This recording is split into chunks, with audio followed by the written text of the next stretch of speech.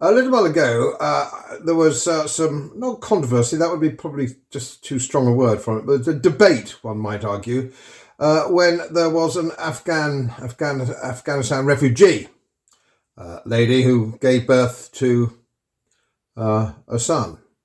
And it was generally argued that because he was born in England, that made him English. And I thought to myself, well, life isn't quite that simple, is it?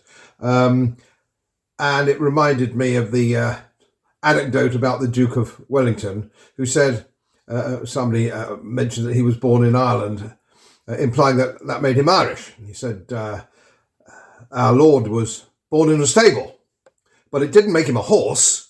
And I think it's the same thing. Born in England doesn't mean you're English. It might get some sort of certificate from a bureaucrat suggesting that you are British, and that's not quite the same thing. And it's a very ephemeral thing. It's very difficult to contemplate. Now, I married into an Anglo-Polish family, and my father-in-law was Polish. He was a tank commander in the 1st Armoured Polish Division, and ended up in Yorkshire in 1945, as so many did. Married a local girl, so on and so forth. He was a successful businessman. He sent both his children to public schools. And one was my wife, of course. And so he was very, very pro-English. But I mean, he was Polish. And his children are very English. And he'd bought into everything, the old man. He'd bought into everything that was English. He believed in it. He only buy British cars and so on and so forth. He really bought in, as it were.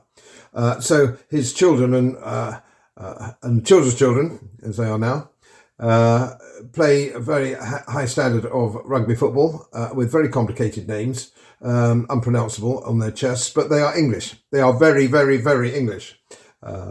And there's no doubt about that. And I don't think anybody would argue against that. But I think you have to actually be comfortable with buying into being an Englishman. I don't just think you can declare yourself an Englishman.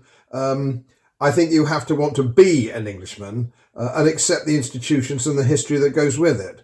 So, for example, I think the Mayor of London was born in London, but he'll never, ever be English. He's got a passport, he's got a British passport, okay, there we are. But he'll never be English. He'll never be accepted as being English because he doesn't like the English, he doesn't want to be English himself. And yet, of course, if you look, and it's got nothing to do with skin colour, if you look at the Sikhs and the people from the Caribbean, second or third generation, playing cricket or playing football or playing rugby, they bought into being English and its institutions and its values. And what are the values? Well, I would argue the values are sort of fair play, support for the underdog, so and so. They're very English, and we're known internationally for it.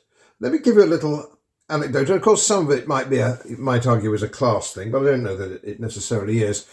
I was in Salzburg several years ago, and there was a lovely little stall there with selling gold watches, pocket watches, to which I'm very partial. And I found one that I liked with a little chime, and I thought, I'll have that, and I bought that.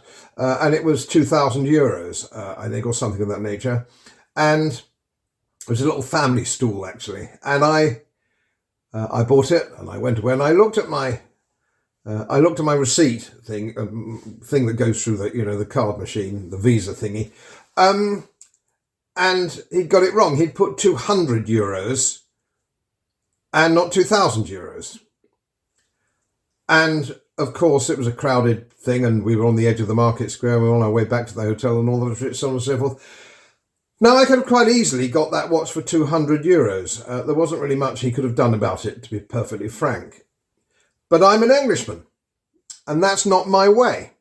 And if you're watching this clip and you're an Englishman, it's not your way either. I'm not suggesting other nationalities wouldn't play fair, but being English means to say you have to play fair. That's in your DNA. And so I went back to the store, and funnily enough, his wife was busy berating him for making that mistake, which had cost something that obviously cost about 1,800 euros. And I went back and I said, you've got it all wrong here. You meant 2,000, you put 200. And he turned to his wife, who was obviously pretty upset about this, and he said, I told you he'd come back because he's an Englishman. He's an English gentleman. And of course I did, and I didn't think much of it. I couldn't imagine doing anything else other than that. But that's how outside, that's how we were perceived in Austria, would you believe? The old-fashioned view, you might say. So it's a good thing, isn't it? It's a good thing. And there's loads and loads of examples, I'm sure, that you can, over the history of our country, you can think for yourself, that the support of the underdog and playing fair, and an Englishman's home is his castle, and so on and so forth. It's something to be very proud of, and I'm very proud of it. Very proud to be an Englishman. And I think it's worth pondering that the people who now run us, the senior politicians and civil servants, aren't proud to be Englishmen. They don't want to be English. They don't want those English values.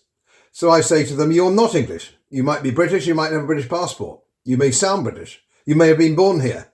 But you're not bloody English.